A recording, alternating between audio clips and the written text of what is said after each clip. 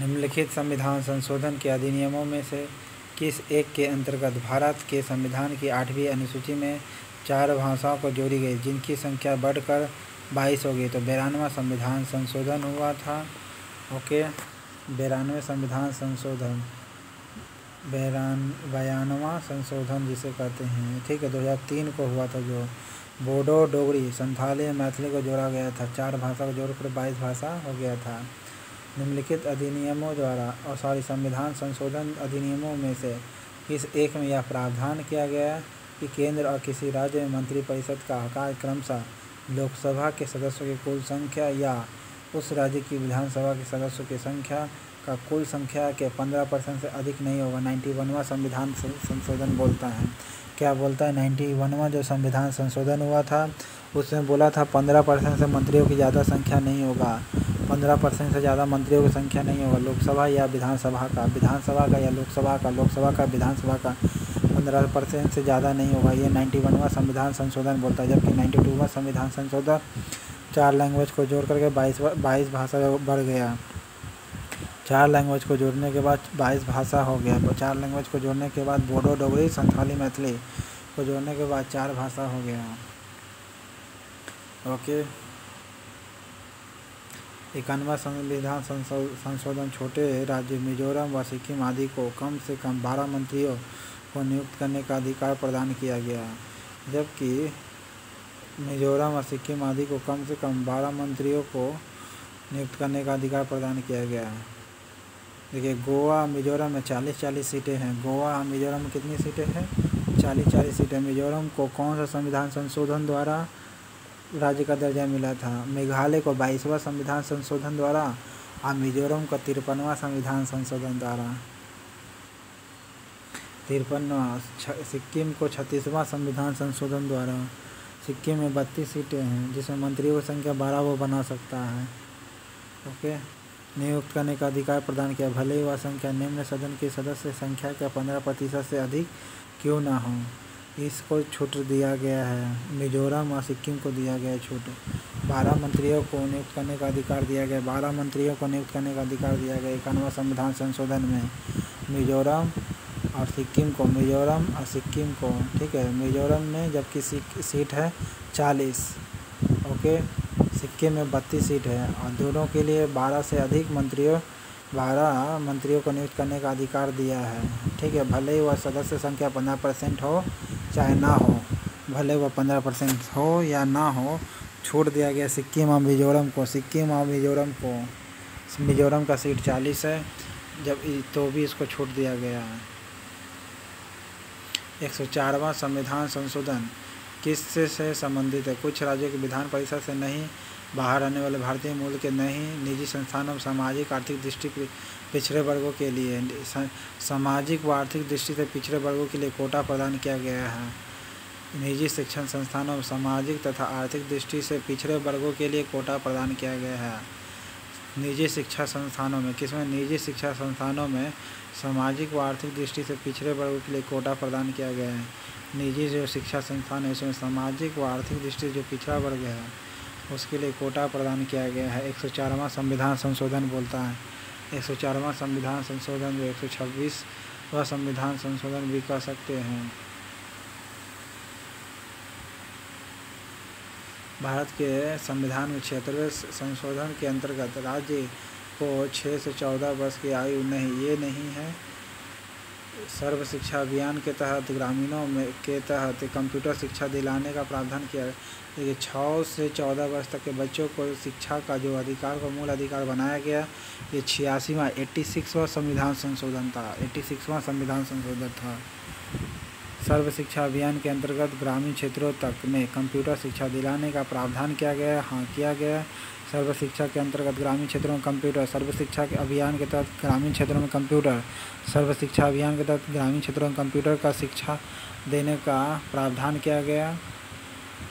शिक्षा के अंतर्गत 42वें संविधान, शिक्षा को भारतीय संविधान के 42वें संविधान संशोधन द्वारा समवर्ती सूची में जोड़ा गया। जनसंख्या को भी समवर्ती सूची में जोड़ा गया। वन को भी समवर्ती सूची में जोड़ा गया। पक्षी जानवरों की सुरक्षा वो भी 5वीं समवर्ती सूची में जोड़ा गया। इस प्रकार 5 विषय को समवर्ती सूची में जोड़ा गया। सर्व शिक्षा अभियान के तहत ग्रामीण क्षेत्रों में कंप्यूटर शिक्षा दिलाने का प्रावधान किया गया। तो अंतर 2 और 3 सही है, 2 और 3 सही है आपका। कौन सा संवैधानिक संशोधन से चुने जाने वाले लोकसभा के सदस्यों की संख्या बढ़ाने से संबंधित है? तो 31वां जो है आपका 7वां संशोधन 1956 को हुआ था। 7वां संशोधन कब हुआ था?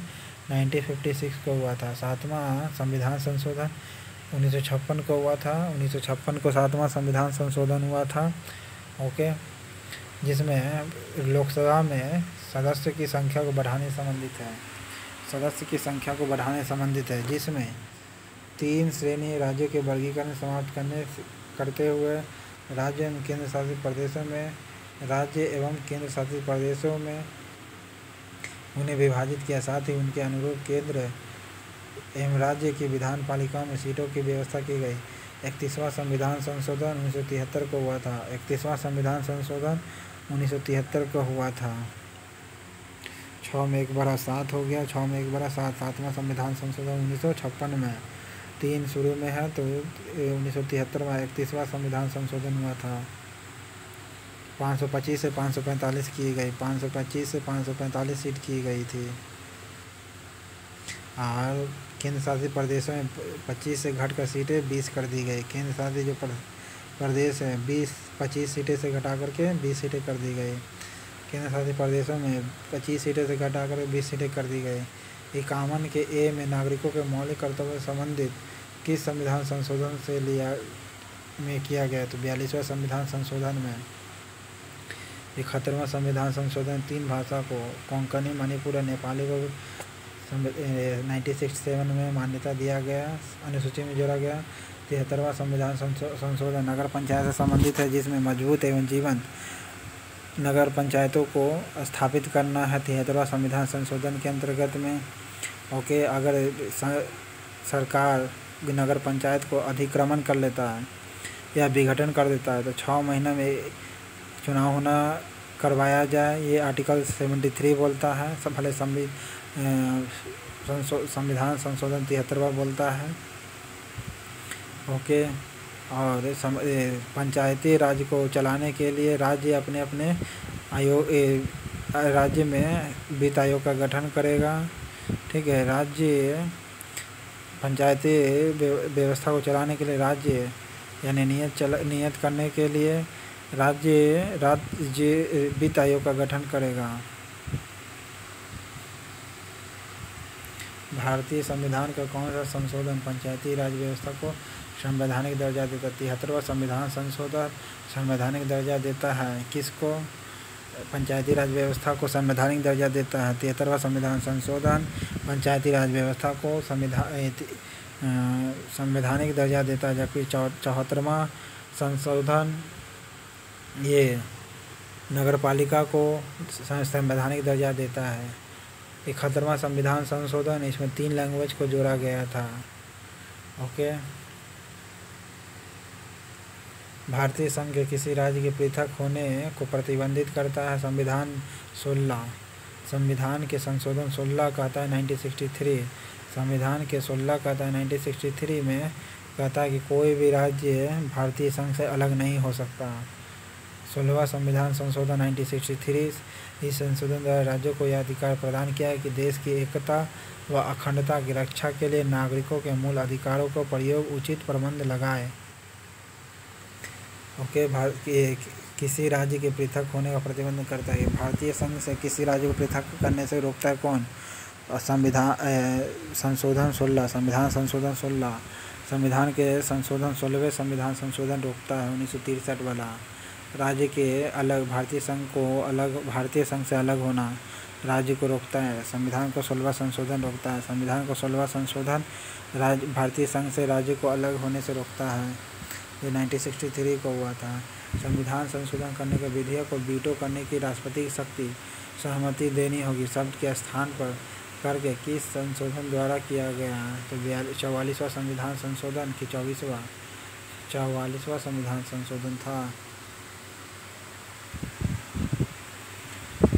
सहमति देनी होगी। 24वां संविधान संशोधन करता है, सहमति देनी होगी, राष्ट्रपति को सहमति देनी होगी।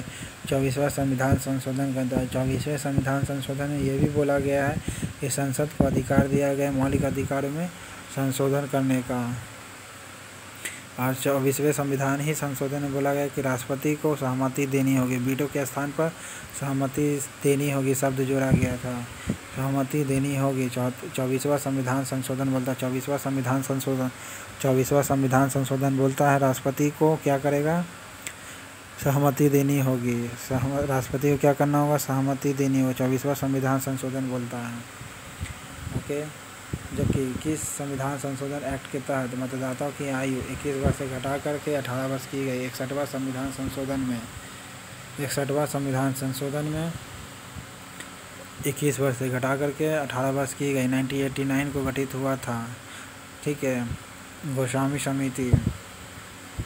समिति की अध्यक्षता में जो 326वां संविधान संशोधन मताधिकार की आयु 21 वर्ष से घटा करके 18 वर्ष की गई। संविधान संशोधन आर्टिकल 326 के अंतर्गत में 21 वर्ष से घटा कर 18 वर्ष की गई।